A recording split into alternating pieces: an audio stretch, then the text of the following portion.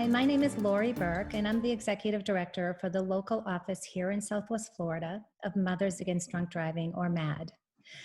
Tonight, we are having a community conversation with Lifescape's Counseling, and they're going to tell us a little bit about what they do, and we are certainly they are a very valuable partner with us in the community. So with that, I'm going to turn it over to Jessica Sanchez, and we'll get going with the conversation. Okay, first and foremost, I wanted to introduce myself. Obviously, Jessica Sanchez, a victim services advocate with Mothers Against Drunk Driving, Southwest Florida. I wanted to thank all of you for taking this time to speak with us and to share your information with the viewers and with our clients, our community partners. So my first question is, I'd like for you all to introduce yourselves and let us know about your specialty area. Charity. So I guess I'll go first. My name is Charity Godfrey. I'm agency founder of Lifescape Counseling Services, LLC. My specialties are addiction, grief, and trauma. I'm a licensed clinical mental health counselor, nationally certified counselor, finishing up my dissertation. I'm also a certified mental health integrative medicine provider. A lot of what I do is I work with the adult population. And basically, the agency does a beautiful job of making these community collaborative partners, and you're one of them. So we're very proud to be partnering tonight with MADD. Thank you. Thank you. Thank you, guys. Carrie, did you want to? Sure. Hi, so my name is Carrie Johnson. I'm a licensed mental health counselor, nationally certified counselor, and certified clinical mental health counselor. I'm also a therapist at Lifescape, and my specialties would be adolescent behavioral issues, trauma, grief, addiction. Those are the main ones that I focus on. Okay. Allie?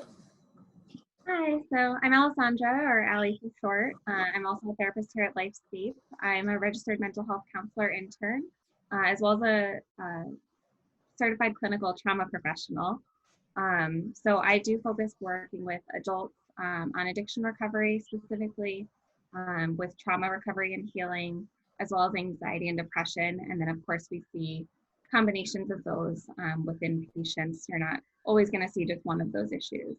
I operate from an acceptance and commitment therapy perspective. So I do a lot of values-based work with my clients, a lot of solution focus, as well as mindfulness practices. So are we being present? Can we move through being stuck in the past or worrying about the future, and just be here and acknowledge what's going on now? Awesome, awesome.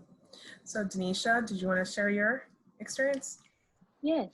Hi guys, I am Denisha with Lifescape. I am a registered counseling mental health intern, as well as a national certified counselor. My specialty is working with adolescents and adults. I work with trauma resiliency as well as life transitions.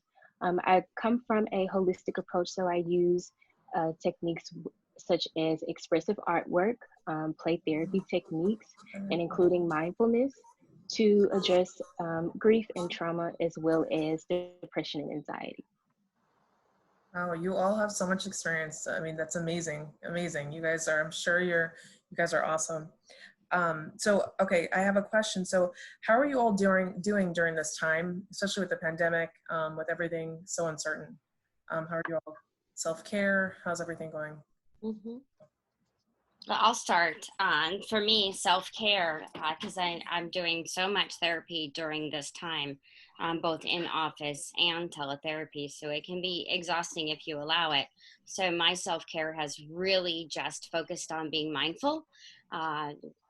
Even with the self-care activities that I'm doing, riding the side-by-side, you know, normally I would be preoccupied and focused on work or checking my messages. And I just really have focused on being present, looking at nature, taking pictures. I made sure that I would try to take pictures everywhere I went, and that really kept me in the moment. Making sure that I'm doing the activities that I enjoy, playing with my dogs in the yard, enjoying the pool, gardening, which was my new hobby, but had to start out with succulents so I don't kill them because I have a non-green thumb. It's brown. So yeah, just making sure, and prayer, a lot of prayer, increasing church attendance, connecting with family. So just really being present instead of preoccupied. When the laptop's shut, it's shut. Very good. Very good. Thank you for that. I can add as well. Yeah. Sorry, I apologize. I forgot to introduce Bobo. Yes, please. And as soon as you mention self-care, I always think of Bobo. So this is my favorite little fur child. He is a registered dog therapist, which is wonderful. He's been working with me and my clients actually for a few weeks now. He finished all his training and certifications, which was so cool. And so for my own self-care, I spend a lot of time with Bobo. But also then I get to integrate him and let him help heal clients and others around the community. So such a wonderful thing. I'm sure, because I mean, with a dog for 5 minutes, everyone's giggling and laughing. So I think that's an amazing idea. That's awesome. That's We awesome. oftentimes have our dogs in the Yes. office as well. Yes, and if people stop by, our clients stop by, they get a little bit unhappy with us if we don't have them for the day. Yeah. Yeah, if Bobo's not in, everyone's asking for him. Something that I've really been able to focus on as part of self-care, I just truly believe language is so important. So having a positive mindset, but not just ignoring if you're feeling a certain way, if you're experiencing feelings are negative or your thoughts are negative. It's being able to process them, but also looking at things as platforms on how to grow from these experiences. Through this, I've been labeling it transition. So we're having a transition right now. And it's important that language that we use will set the tone for our day. So getting up and really sitting in gratitude, having intentional conversations, even if it's with my husband, who I know very well after 26 years, it is about having those intentional, grateful conversations. So connection is really important. But for it to be healthy, we need to be having great language in our head. And I think that's really important to do that. So that's something I've been doing. I love the water. So going out on the boat and getting some fresh air is really important. Doing acts of kindness. We are texting our neighbors and making sure they have everything that they need. I've been leaving notes for them in their driveways and just encouraging notes and things like that. So just reaching out in ways that we can and not focusing on anything negative, because anything could be negative if we look at it too long. So we have to make sure through the grateful lens, and that'll help us look at things as opportunities to grow and to be kinder, compassionate human beings. And I can add on to that, Charity, especially coming from the idea of noticing what you are thinking first, because it comes through your language. And so just using in the mornings self-check-ins, like before I walk out into the living room with the rest of my family, what am I doing to check in with myself first? That's a part of self-care as it relates to how I am focusing internally, so that my language with other people, my connection when I am looking at different things on social media, I'm resonating it in a way that is positive and not induced with so much fear and anxiety right now. Yeah, and I love what Carrie said a little bit earlier, is prayer is so important, whether it's through meditation or gratitude. But it's important having some type of belief system and connecting in with that, because if we're not, then we're believing in the pandemic, so we have to be informed as people and precautionary, but to live in fear is something completely different. So we've got to be very cautious of that. So I like when you said that about being mindful in the morning. And what is that check-in, that self-check-in, so important. That's really good information. I'm actually going to take that myself, because I've been watching a little bit too much TV and it's been freaking me out. So that's actually really good information. Yeah. A question that I have for you, Charity, is what is the wellness wheel strategy? I've been hearing about it. So tell us. Yeah, you know what? It's such an incredible strategy tool. My supervisor, Dr. Terry McManel Irwin, was actually trained by Sweeney and Myers, and they developed this program called the Wellness Wheel. They truly believe that we were more than just one-dimensional. They believe that there were seven, and it expands past that, but 6 main components of our life impacted how we interacted with others. And it is mental, emotional, physical, spiritual, environmental, and social. So when we take a look at those different components, we first analyze, how am I doing in each components? What kind of coping skills have I been engaging in, or practices that I've been living in that match in each one of these? So at first is the awareness of, wow, am I not doing enough in the physical aspect, but am I totally focused just on the social aspect? So first things is learning that self-awareness piece, writing the coping skills in each kind of component to see where you're at, and then making strides to make sure the wheel is even, just like a car, right? That it flows. It's not like glump on one side of it. And it helps us actually check in with ourselves. So I've been using it personally for about 5 years. So I get up in the morning and I go through each 6 component, and I do 6 separate things. So I do a stretch, right? So that's the physical component. I do a prayer. So that's my spiritual component. I kiss my husband goodbye. That's my social component.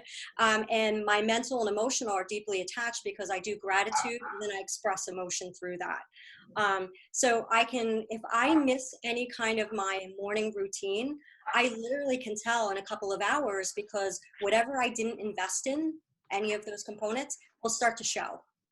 And so you train yourself to be more balanced through the coping that you do by recognizing these different facets of our life and how they impact us, positively or negatively. You know, I did a wellness wheel workshop a couple weeks ago. It's everybody's favorite. I've been teaching it for 7 years, and we get so many incredible hits on our website for people all over the world looking at the wellness wheel. It's amazing. So I'll probably have to do a virtual workshop on it, to be honest. But that is really a very shortened, abbreviated piece of what the wellness wheel is. It's a comprehensive view of how you're doing in the totality of who you are. And it's really incredible. The other thing that I do within the wellness wheel is I incorporate values. What are your values that you hold close to your heart? Because that's how we make good decisions, right? So I incorporate that piece in there as well. Thank you for asking about that. And at any time, anybody can go online and look it up. It's a beautiful, complex strategy that I try to shorten up to explain. Well, I'm totally sold by it. So I would love to invite you to have a virtual meeting with us, and then we could put it on our social media, and I'm sure we get some followers. Very cool. Absolutely. Let's do it. I think that's great. Anytime we have an opportunity to share what we know and expand people's minds, that they're just not a cognitive person, or they're just not a physical person, they're all these different components, we help them grow and learn about themselves. So thank you. Thank you, guys. So another question I have is, how do you encourage self-care with your clients? And if you each individually wanted to answer this. I'll go first with that. So it's the same thing that I practice. It's you know, telling them the same thing. Are you being present? Are you focusing on, because one of my specialties too that I didn't say was mood disorders. So I have a lot of clients that have that. So during this time, they're so affected by anxiety because they're watching everything, they're seeing all this. So it's just totally taking over, you know, their mind, and they're filled with fear. So it's being present in the moment. What do we know today? Not tomorrow, but making sure that they're engaging in positive peer support. Even though, you know, we can't get together, we can get together virtually. So I've talked about, you know, doing just a virtual, I just saw today somebody doing a virtual birthday party. So we can still engage, you know, so making sure they have those positive peer connections and not calling somebody that's just going to increase their fear, you know. So making sure they're doing things that they enjoy. What activities do they enjoy? There's so many of them that we can actually still do today. And sometimes they get so filled with fear that they don't. So, if they have prayed before, reminding them, don't forget to do that, now during this time. If you meditated, make sure you do that. So whatever it is that they did before, and when you're doing those self-care activities, and I teach a lot of mindfulness, so we'll go through the mindfulness when I have sessions with them, focusing on the 5 senses, so that it just shows them how to be present right there in the room right now. So I encourage them to do that all during the week, anytime that they're filled with fear or anything, just practice a mindfulness activity and be present and focus on where you are right now. I love that. So that's great information. I'm sure our viewers can definitely take that into consideration and start doing that. So kind of what off of Carrie was saying is I teach something called the window of tolerance. So every one of my clients, they know what that means. And basically it is a window view that closes or shuts depending upon how much external pressure is applied. And right now through this transition period, there is some additional pressures. So within that, I help them create a safe place meditation. So through that, I have them also understand their physiological effects that are going on in their body, right? So they can understand, they may not be recognizing that their thought is saying, I'm on overload, but their stomach may be hurting. So I teach them to take a look at the window of tolerance and understand, how am I going to place meditation within this window of pressure that I'm experiencing so I can control whether it shuts or closes. So it's really an incredible practice that they work through. And I teach them about if they feel adrenaline through their body, right? That's a flight or fight. I teach them, that's a red zone. Let's do practices that are blue zone, which are calming, like taking a bath, sitting outside, listening to calming music. So I teach them how to self-regulate by understanding what their brain and their body is saying to them. So that's a really incredible technique that just hit me when Carrie was talking about mindfulness. Mm-hmm. And they create that safe place meditation, so they have ownership over it. So it becomes important to them. It's not just something I'm discussing with them. I empower them to describe what it looks like. And it's just great to see everybody's face light up when they talk about that piece. Wow, that's a powerful tool. Jessica, if I could follow up with that mindfulness, just so that everyone that's viewing understands what it is. So it's utilizing your 5 senses. So what are 5 things you see in the room that you're in? What are 4 things that you hear? What are 3 things that you can touch? And really describing them. How does it feel when you touch it? What is the shape of it? Describing everything you possibly can. And then what are 2 things that you smell? And lastly, what is 1 thing that you taste? And I always encourage them, have a piece of candy or something with you so that you can pop that in your mouth if you're doing this activity, because it can be done anywhere. I told them if you need to go to the restroom and you're in a building or a restaurant, go to the restroom and do it, so have a piece of candy or something with you so you can always pop that in your mouth so you can also focus on that taste. So it's just using your 5 senses to really help you be present where you are. Wow, these are really powerful tools. There's Allie, so much information already. no, But this is good stuff. yeah, if I can add, so my self-care for my clients, I look at twofold. First being that it's really difficult to practice self-care when clients are struggling with self-love. So first step is, are we providing ourselves with affirmations? Are we giving ourselves credit for everything positive that we're already doing? So very strengths-based, let's love you so that you can then love yourself. And then my second thing is just always being very tangible about goals. When I wrap up each session, I say, okay, what are you going to commit to doing for you between now and the next time that I see you? And my clients laugh because if they try to get away with like, well, I'm going to try to do this, like they're not leaving my office like that. Right? So I want to know tangibly, like, how can I hold you accountable when I see you next week? That you actually did these things, and what is that going to look like, and how will that help you? And understanding the why of why they're going to be practicing those self-caring practices or activities helps them actually follow through with them. Sometimes we forget that if we don't understand the why, or our clients don't understand why they're doing it, they're a lot less likely to actually follow through. So just making sure that we're honoring all of those pieces. Mhm. That's great. That's good information, especially the goal oriented. That's huge. That's funny that you said that. So another question I have is, as you know, the families that we work with, they've gone through some significant trauma. So can you talk a little bit about trauma and how it affects someone, maybe sleeping too much? Can you guys go into detail so that way someone watching this, they can maybe pick up on it? Maybe they don't know that they're going through this. Sure. So some trauma symptoms that I see with them as nightmares or flashbacks, avoiding things that remind you of the trauma, whether it be a physical location, a person, sometimes smell is a huge one. Actually, smell can be a trigger for trauma. So if they're experiencing that, anxiety, issues, with your stomach, having a constant stomach ache or headache, or so many of those are symptoms of trauma and they don't realize it.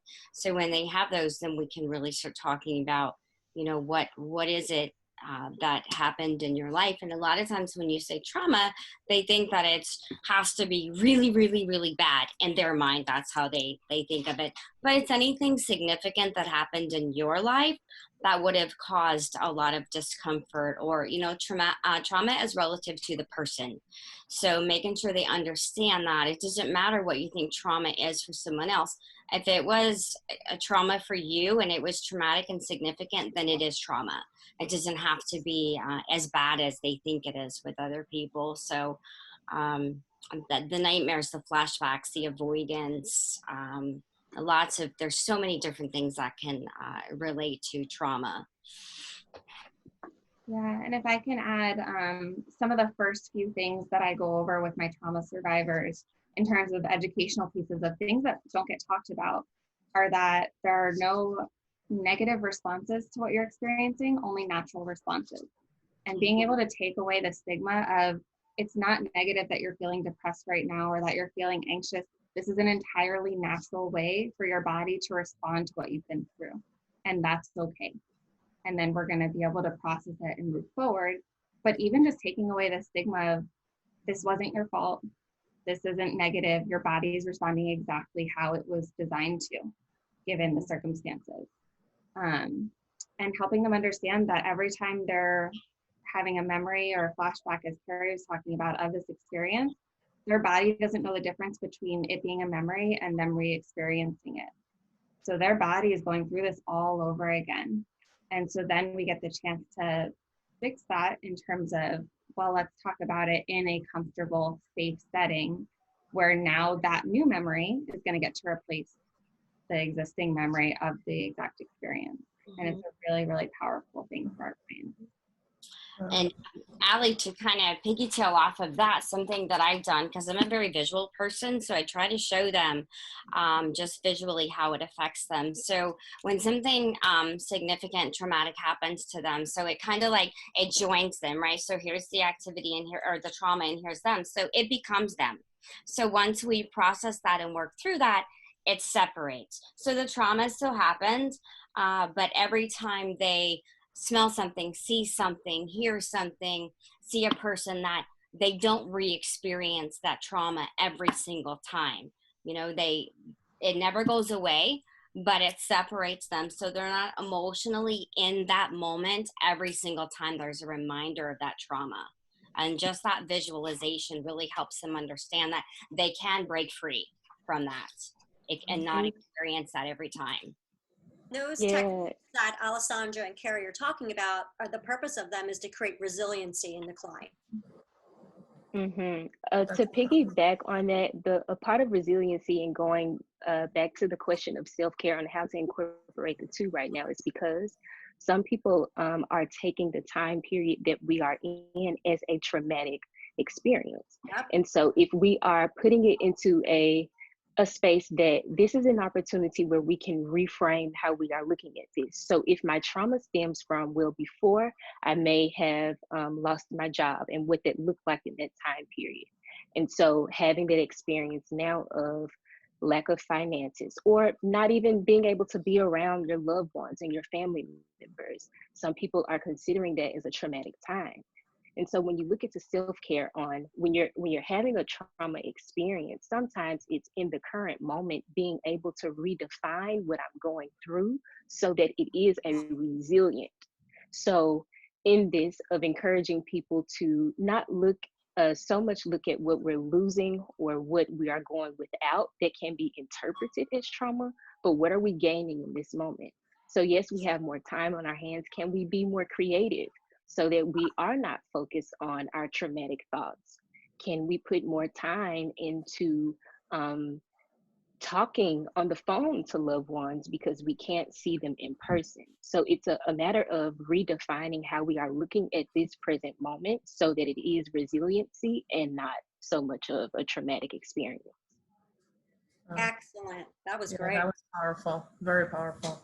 And I know, like I said, a lot of our families and a lot of our clients and even our community partners are going to watch this and they're going to take this information. Such good information, guys. That's what we hope, for sure. Thank you. Thank you. Another question I have, how will your agency be able to provide help to someone who's experiencing trauma and grief? And I think you guys really touched into that. So anyone else want to add anything, or I think you guys did a really good job with that. I think our website in particular does a beautiful job of providing resources that are very much attainable for any type of client. That's what we do really well here at Lifescape, is that we make sure not only our prices are affordable, but we make sure the resources that we provide to our clients or the Southwest Florida community are attainable as well. We also have 24-hour scheduling here, which is really great. People can decide to pay private pay or we have a couple of insurance agencies that Carrie is aligned with. So there's a variety in how people can pay as well. We do have a sliding scale fee, which is incredible. And beyond that, we have videos that we put out intentionally to connect with people. We have these blogs that we put out that are really important, that send great messages of connection and information to our Southwest Florida community and beyond. I will be honest with you, I run analytics. I'm such a research person that our analytics for the last week, they are looking for information. It literally says how many people looked at our blogs, how many people looked at our videos and our newsletter. And it's so many people from all over the world, UK, Ireland, Dubai, Southwest Florida, California, New Hampshire. That's really powerful when you think about that. But that tells us that what the agency does really well is that we wrap those services around our client, whether they're in our office or beyond. And so the way that people can schedule is in session or teletherapy or any other mode that they're able to do that. It's human contact is so important, and we make sure that we follow every guideline that's possible that we can do. The agency smells nice and clean as it needs to be. But a lot of people enjoy teletherapy. They enjoy talking over the phone. They enjoy coming in. So really we empower them to make those choices because it is up to them whether to decide to do that, because ethically, we have a power differential between us and our clients, and we've got to be very careful of that. We've got to make sure we're always empowering them to give them options of how they want to care for themselves. That's great information. So are you open at this time? And I know we spoke a little bit before, you do offer virtual therapy, and what does it look like? Yes, we are open at this time. All of our therapists, another therapist is missing from this webcam, Courtney Fonts. All of us, Carrie, Denise, Alessandra, myself, we are in session here, and some of us are doing teletherapy as well. We are here to meet our clients' needs. And I'd love for Carrie to speak more about the teletherapy because she's really been doing that a lot longer. Mm-hmm. So I find that one thing with the teletherapy, as a lot of them are afraid of it. It's not something they've done before. So I tell them right away, first of all, let's just try it once. If it doesn't work for you, that's totally okay. I will meet you, but let's just try it. Because some of my clients do have some medical issues that it's better if they don't leave. But So I tell them, and then the second thing is it's as simple as clicking on a link. I'm going to send you a text. You're going to click on the link. It's going to open, and there my face is going to be. So that takes away their fear of how am I going to do this. And once we get on the teletherapy, I talk to them just like they're sitting in front of me. Because they are, virtually, and it's gone really well. I've had 99% of my people really connect through it and continue weekly. I also tell them, when this, pandemic is over, you obviously have the option to come back to the office weekly if you want to. Some of them don't want to because they live far away and this is working for them. Of course, that changes with the client's needs. So like Charity said, it's so important to focus on their needs. So it's worked really well because I take away the barriers, I take away the fears, and, so much as technology. So I just click on the link and I will pop up. And so that helps them too. That's great. That's great that you guys are just a click away. That's awesome, because mental health, as you're, especially now, it's such a huge thing. And even before us working with our clients, we know that mental health is so huge in their journey. We never push it on anyone, but it's so huge. I would love for them to contact you guys. So how would one of our clients be able to reach you guys? So what I would love for the client to do is to go to our website, Lifescapecounselingservices.com, and that way at the top a bar will come up and you click on Lifescape Team, and then you will be able to see all of the different therapists that are listed. And that way the person, once again, they can empower themselves to go through each therapist list and feel who's going to be the best fit for them. So that's the best way that they could get a hold of us. And they can call each therapist page has information and a picture of the therapist and all the information of their services, if they take insurance or not, how they would be able to pay, and their contact information on how to reach them. We really pride ourselves on contacting, if anybody leaves us a message or emails us, we're very promptly calling them back, even before the adjustment that we're going through right now as a nation.